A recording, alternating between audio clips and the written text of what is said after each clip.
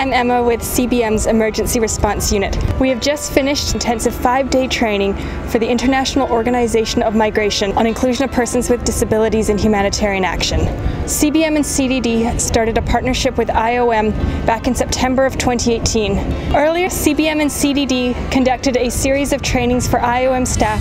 focused on inclusion of persons with disabilities in WASH, shelter, protection, and other sectors. Now, building on this training, we've taken some of those participants from the classroom and into the field. Starting with focus group discussions, we brought persons with disabilities and older persons together with the IOM staff, whereby we supported the IOM teams to facilitate the focus group discussions to find out the needs and the priority areas for persons with disabilities.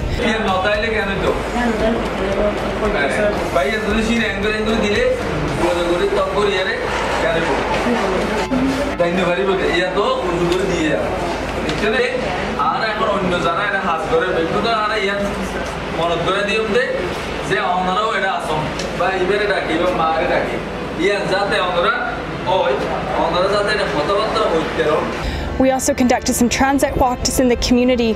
positive and poor examples of accessibility. We also conducted some home visits in order to be able to capture the opinions and the priorities of persons with disabilities who were not able to come and attend the focus group discussion. Our teams also went on site with IOM staff in order to gain a better understanding of their jobs and be able to provide on-the-job support to IOM staff on how to better include persons with disabilities in their daily work. Following these sessions, we held a workshop together with IOM staff in order to develop clear objectives and action plans based on the information gathered through the consultation with persons with disabilities and older persons in the camp.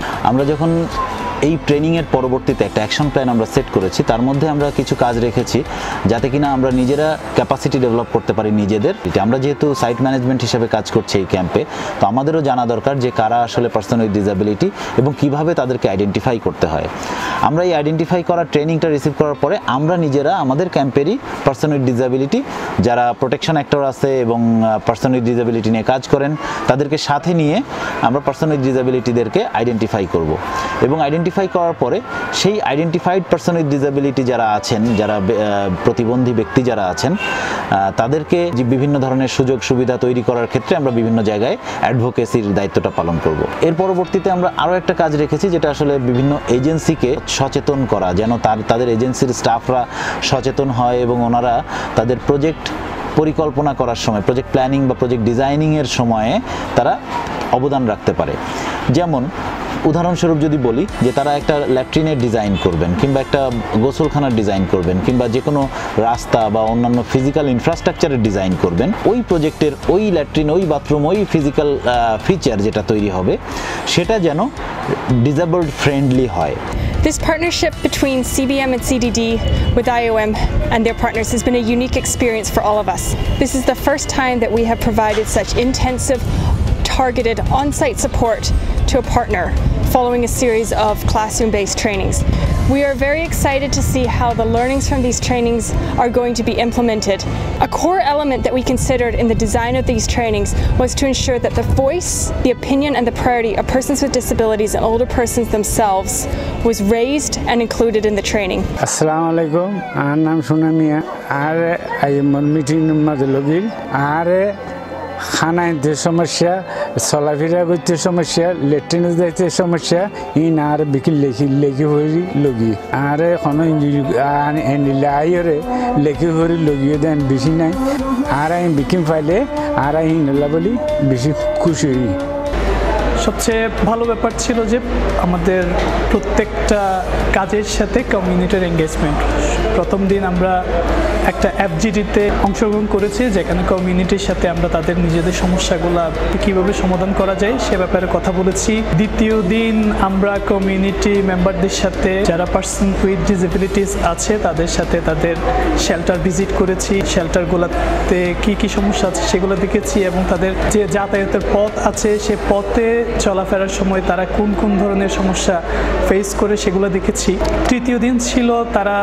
বিভিন্ন service পয়েন্টে ক্ষেত্রে কিভাবে avail করে এবং সেই service পয়েন্টগুলোতে যাওয়ার ক্ষেত্রে এবং সেখান থেকে আসার ক্ষেত্রে তারা কী ধরনের সমস্যাগুলো মুখোমুখি হয় সেগুলো সম্পর্কে আমরা অভিজ্ঞতা লাভ করেছি। এবং চতুর্থ দিন আমাদের এই 3 দিনের যে অভিজ্ঞতা সেটার উপর ভিত্তি করে আমরা এই পার্সন উইথ ডিসেবিলিটির জন্য কিভাবে আমরা একটা অ্যাকশন প্ল্যান বানাতে পারি, যাতে করে তাদের জন্য যে সার্ভিস পয়েন্টগুলো আছে, তাদের বিভিন্ন ফ্যাসিলিটিগুলো আছে, সেগুলো কিভাবে তাদের জন্য আরও বেশি উপযুক্ত করে বানানো যায় এবং কোন কোন সুবিধাগুলো সংযুক্ত করলে তাদের জন্য এটা একটা বেটার প্লেস হয়ে উঠবে সে ব্যাপারে আমরা কাজ করেছি। এই যে ফিল্ড ওয়ার্কটা ছিল সেটার উপর বেস করে কমিউনিটি কনসালটেশন করতে গিয়ে আমরা দেখলাম অবজেক্টিভের আন্ডারে কিছু কিছু পয়েন্ট আমাদের বাদ পড়ে গিয়েছিল, সেই পয়েন্টগুলো আমরা আবার আজকে নিয়ে এসেছি এবং ফাইনালি তাদেরও আমাদের যারা বেনিফিশিয়ারিজ ছিলেন, যাদের প্রতিবন্ধিতা আছে, তাদের পক্ষ থেকে আরও কিছু সাজেশন এসেছে যেটা এখানে ইনকর্পোরেট করার সুযোগ হয়। আইএমও পার্টিসিপেন্ট তারা তাদের অ্যাকশন প্ল্যান ডেভেলপ করেছে, সেই আলোকে তারা সামনে কাজ করবে। মূলত ট্রেনিংটা পার্টিসিপেটিভ হওয়ার কারণেই এই ট্রেনিংটা খুবই সফল বলে আমি মনে করি।